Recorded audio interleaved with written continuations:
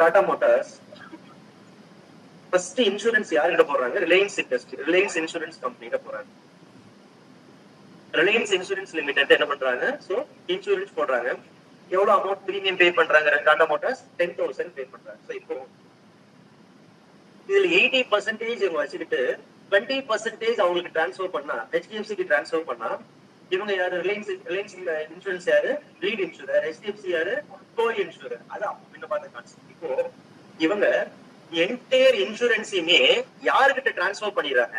ஹெச்டிஎஃப்சிக்கு transfer பண்ணிடுறாங்க. Entire இன்சூரன்ஸையுமே யாருக்கு transfer பண்ணிடுறாங்க? ஹெச்டிஎஃப்சிக்கு டிரான்ஸ்ஃபர் பண்ணிடுவாங்க. சப்போஸ் இப்ப நாளைக்கு அந்த பில்டிங் டெஸ்ட்ராய் ஆனா டாடா மோட்டார்ஸ் யார்கிட்ட போய் கிளைம் பண்ணுவாங்க? ரிலையன்ஸ் கிட்ட. ரிலையன்ஸ் யார்கிட்ட போய் கிளைம் பண்ணிப்பாங்க?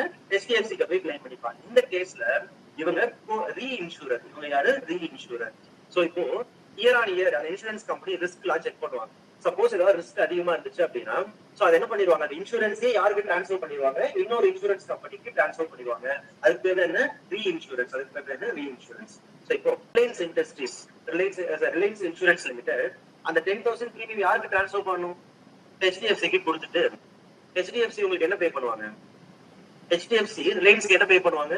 கமிஷன் பே பண்ணுவாங்க. ஏன்னா இந்த 10,000 இன்சூரன்ஸ் ஹெச்டிஎஃப்சிக்கு கொடுக்கறதுக்கு இவங்க என்ன பே பண்ணுவாங்க? கமிஷன் பே பண்ணுவாங்க. இப்ப ஹெச்டிஎஃப்சி ரிலையன்ஸ் எவ்வளவு கமிஷன் பே பண்றாங்க? லெட்ஸ் அஸ்யூம் ஒரு 200 கமிஷன் பே பண்றாங்க. 200 கமிஷன் பே பண்றாங்க. இந்த கமிஷனுக்கு பேர் தான் என்ன? ரீ இன்சூரன்ஸ் கமிஷன். ரீ இன்சூரன்ஸ் கமிஷன். இப்போ நானே ரிலையன்ஸ் இன்சூரன்ஸ் இருக்கேன். இப்ப நான் என்ன பண்றேன்? என்னோட இன்சூரன்ஸை ஹெச்டிஎஃப்சிக்கு நான் கொடுக்கறதுனால எனக்கு என்ன வரணும்? கமிஷன் வரணும். என்னோட இன்சூரன்ஸ் நான் உங்களுக்கு கொடுக்கறதுனால அவங்களுக்கு என்ன பே பண்ணணும்? கமிஷன் பே பண்ணணும். அந்த கமிஷனுக்கு பேர் தான் என்ன? ரீ இன்சூரன்ஸ் கமிஷன். ரீ இன்சூரன்ஸ் கமிஷன். சோ இப்போ இந்த ரீ இன்சூரன்ஸ் கமிஷன் ஜிஎஸ்டி வருமா? ஜிஎஸ்டி வராதா? சப்ளையா நாட் சப்ளையா அப்படிங்கிற கொஸ்டின். சோ இப்போ எக்ஸாம்பிள் டாடா மோட்டார்ஸ் ரிலையன்ஸ் கிட்ட இன்சூரன்ஸ் எடுத்து எவ்வளவு பிரீமியம் பே பண்றாங்க? 10,000. இவங்க இன்சூரர். நெக்ஸ்ட் இந்த இன்சூரன்ஸ் ரிலையன்ஸ் அப்படியே யாருக்கு டிரான்ஸ்ஃபர் பண்றாங்க? ஹெச்டிஎஃப்சிக்கு டிரான்ஸ்ஃபர் பண்றாங்க. பண்ணிட்டு அவங்க கிட்ட எவ்வளவு கமிஷன் வாங்குறாங்க?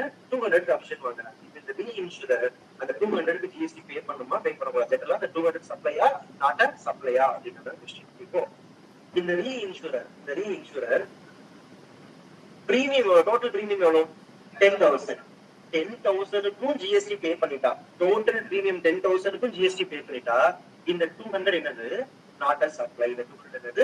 Not supply. இதே ரீ இன்சூரர் வெறும் 9,800க்கு மட்டும் தான் ஜிஎஸ்டி கட்டுறாரு அப்படின்னா இந்த 200 என்ன?